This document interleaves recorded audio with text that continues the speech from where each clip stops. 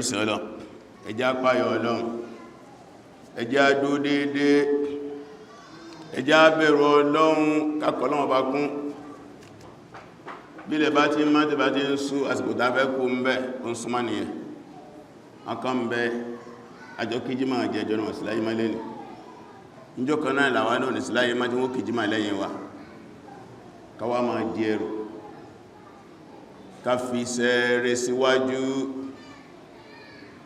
ká jìnà sí tọ́lọ́wọ́ bọ́ ọ̀fẹ́ ká mójú tó wọn máa sí Ọlọ́run ọkùnrin ní ẹni obìnrin ní ẹni ọkọ ní ẹni ìyàwó ní ẹni ọmọ ní ẹni bàbá ní ẹni ẹ̀gbọ́n ní ẹni àbúrò ní ẹni olórí ọmọlẹ́yìn ni iṣẹ́ olórí dọwọ́ wa iná ńlá lọ́dí bá ń wájú Ọlọ́run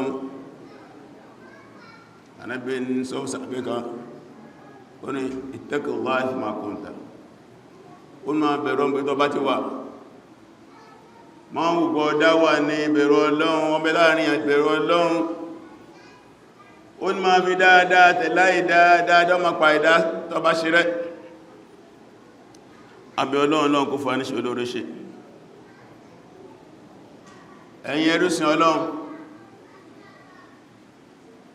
ilé ayé ó ń gbóná kò tutù kọ́lọ̀ mọ́jọ gbóná máa wà mẹ́ gbogbo rògbòdìyàn tó ń lọ láyé Ọlọ́run bá ní pẹ̀tù sí àsìkò tá a wáyé àsìkò tẹ́ ká máa bẹ Ọlọ́run ni tó bọ́lọ́n sọ pé Ọlọ́run ní wattaqu fitna ọlọ́yin mùsùlùmí ẹ bẹ̀rù fìtínà o fìtínà wọ́n ni la tusibanna alladhina zalamu minkum khassa tó yí pé fìtínà ń sọ yí la tusibanna alladhina zalamu minkum khassa àwọn tí wọ́n bá dá fìtínà ilẹ̀ a nìkàkọ́ ní ọba o fìtínà tó ń ṣámílà ìdàmú dáàbò tí máa kárí ayé ni wà lámù ẹ̀sìlọ́mà anallaha shadidul iqab ọlọ́wọ́ bá Allah tó bá tí ya rẹ̀ bá dé ó lè níyàwó ọlọ́mà fi ya rẹ̀ jẹ́ wá ilẹ̀ Yorùbá wọ́n ló ń lọ́mà kí máa lónìí kan òun lọ́mà tó bá dílẹ̀ kó ní máa lónìí kan wọ́n tá bá fa gbúrú ọfà gbó gbogbo ilé wọ́n fẹ́ ká ṣọ́ra ni lè ní àwọn kan ti fa gbúrú láyé wọ́n ti dá fìtínà alẹ́ o náà ni ọ̀rọ̀ ogun tó ń lọ lọ́wọ́lọ́wọ́ Amẹ́ríkà, Israel, Iran ẹ̀bí táyé wà kí a tó bẹ̀rẹ̀ ogun Nàìjíríà wà ẹmọ ìtẹ́rin repo ẹmọ ìtẹ́rin ra ní sí látọ̀wọ̀n ìlò tí wá bá wa kò sọ wá káàkiri ayé nù tí wá tún wá sàn ṣe bí nǹkan ń gbó lórí ni àwọn kan ń bẹ wọn retí ogun ń bá wọn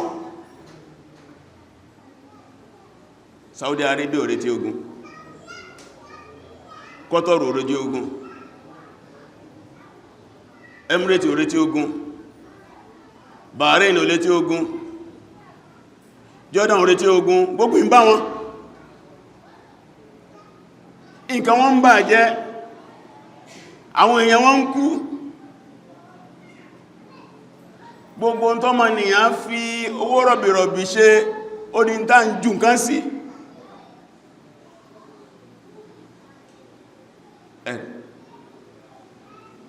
kò wá lójútù kò sẹ́nìkan tó mọ̀ àtúbọ̀tán Yorùbá ní bẹ̀rẹ̀ ogun là máa nìka yí máa parí ogun ìbẹ̀rẹ̀ ogun là máa ń rí ẹnìkan yí máa parí ogun ìjọ wọ́n fẹ́ dálẹ̀ lọ́dọ̀ Trump tọ́lọ fìlúfọ́nà yìí 5 days ọjọ́ 5 lóhun yà sọ́tọ̀ tó ń fi yanjú Iran 5th day àwàlẹ́ inú ẹ̀bá ìrìnsìn ó ti ń kó sùkán lọ ó wá ń lé sí tàà náà wá fẹ́ lájà àwọn olàjádà kò sórí lájà Netanyahu yarí Trump yarí àránà yarí wọ́n tó ìrìn méjì bá sì ń já kókò abẹ́rẹ̀ lẹ́rù ọpá ara ti rí nìsìn ó wá bí káwọn èèyàn kan jẹ́ onísọkúsọ ìjá ara ti ọ̀rọ̀ Ànábì ó ní man kana wal yawmil akhir falyaqul khayran aw liyasmut ọgbọ̀sọ̀rọ̀ náà bá gbọ́dọ̀ bá tó bá ní ká máa gbọ́ tí ó bá ti mọ̀ dáadáa tó fẹ́ sọ kó panumọ́ tó wọ́n fẹ́sọ̀ kọ́ sọ dáadáa tó wọ́n dáadáa kọ panumá táńjẹ̀ bí táńjà rẹ̀ gbogbo ẹn tó rí ọba dàrú lórí ogun Iran àti Israel and America ẹn tó rí ọba dàrú tí nǹkan kọlù ọmọ ta ló jẹ̀bi ta ló tọ́jà ẹjẹ́ èyí ọ̀rọ̀ ẹ̀sìn kó ń bẹ ta ló tọ́jà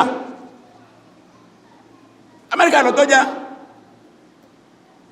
òun lọ fìrùfọ́nà òun lọ́lọ́ fìrùfọ́nà pẹ̀lú àbòsí oríṣiríṣi ẹjọ́ negotiate ẹ́ ń ṣe peace ẹwà kú ní pàdé àwọn padà sílé ẹlọ́pọ̀ lórí wọn ẹwà ní ọ̀rọ̀ gbọ́ olórí jẹ́ wá yẹn wọ́n ti pa bàbá ẹ̀ wọ́n ti pa ìyàwó ẹ̀ wọ́n ti pọ̀ mẹ́ olùfẹ́ kórí kí wọ́n pa bàbá àti ẹ̀nà àti ìyá àti ẹ̀nà kí wọ́n pọ̀ mẹ́ kí wọ́n pa ìyàwó ẹ̀ kọ̀ wá jú lórí ọ̀tá yẹn bó ló fẹ́ sí kí láǹfààní pọ̀ náà bẹ láyé gbogbo tó bá gbà láàfún ẹjẹ́ ẹfọ̀rọ̀ra wá ẹjẹ́ ẹfọ̀rọ̀ ẹ̀sẹ́gbẹ́ kaná lórí ọ̀rọ̀ yìí Amẹ́ríkà àti Israel lalábòsí Islam ò fẹ́ ká sọpọ́tì àbòsí kódà bí kèfèrí méjì bá ń jà àgbọ̀sọpọ́tì àbòsí dédé àgbọ́dọ̀ ṣe pẹ̀lú wọn kódà kí wọ́n jẹ́ ọ̀tá wa inú Suratu Maida ayẹlẹ́ kẹjọ Ọlọ́run ní ẹjẹ́ ìgbọ́lọ́pàá ẹdún ní déédéé àwọn kò sí mímọ̀ lẹ láàrin èyàn àwọn míì kọgbọ́ ọdún àti ṣe dédé wọ́n wá ní wọ́n fẹ́ peace Islam náà ti fẹ́ peace gbogbo bá dé inú Suratu Anfal aya 61 nígbọ́lọ́ ń sọ̀rọ̀ bí yàn sí múra ogun wọ́n yìn jára lè sẹ́lìm ilé ànábì sàlám tí àwọn ọ̀tá bá dé tẹ́jọ ń jà tánà fẹ́ peace fajina aláha ọlọ́nà ìrìnbí wọ́n náà gba peace láyé o wọ́n náà gba peace láyé o wọ́n sọ pé wọ́n fẹ́ peace wa tawakkal ala Allah wá gbára lọ́lọ́run o gbogbo peace jẹ́ fẹ́ bẹ́ẹ̀ ṣe kò dénú wọn gbára lọ́n inna wa sami'ul alim wọn lọ́ọ̀bá gbogbo tí a ń sọ ń kọ́rọ̀ tí wọ́n mọ̀ òun gbọ́ alim in tí rẹ̀ ọmọ èmì ọlọ́mà ọlọ́ni wọ́n yuridu an yadakhuka tó ẹgbẹ́ pìí tí wọ́n fẹ́ ṣe wọ́n fẹ́ jàmbá rí ànábì ní gbà pìsì ẹ̀nà wọ́n fẹ́ tẹ̀ ní ọlọ́nà ìrànà gbà pìsì ẹ̀nà ẹ̀rì fẹ́ na sípẹ́kọ̀ lọ́ ọlọ́run bá ti tó ẹ wọ́n sáfẹ́ lọ́wọ́ bá sọ́kàn wọ́n lẹ́dẹ̀ ayyadaka bi nasrihi ṣe bó náà ló ti rìn ẹ̀ lọ tẹ́lẹ̀ látorí ànàṣẹ́ rẹ̀ tó sì fún ẹ wa bil mu'minin ó fi àwọn èèyàn òmìnira ẹ̀ lọ mùsùlùmí sọ pé wọ́n fẹ́ peace Iran náà wá ti ló ń gba peace with 5 conditions peace with 5 conditions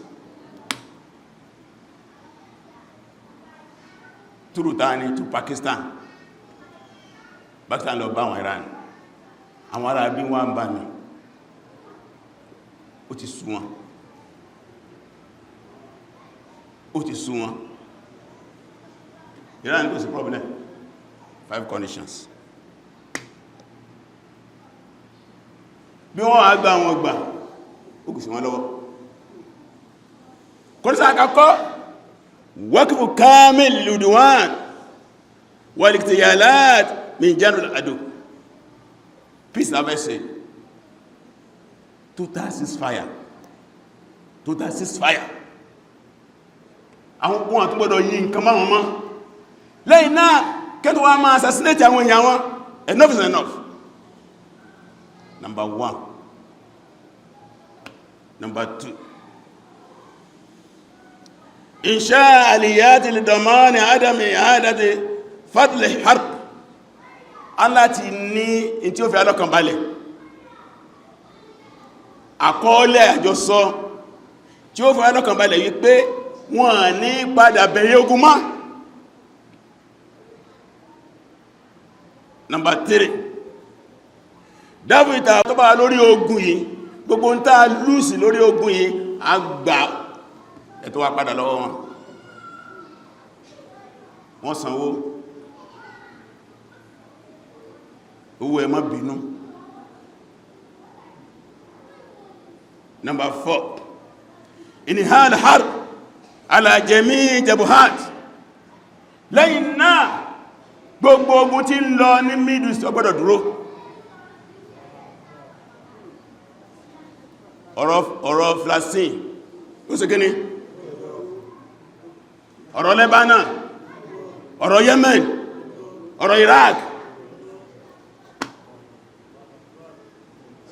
Number 5. Itirafu dawli bí a kì í rání siyadi ala mudik Hormuz.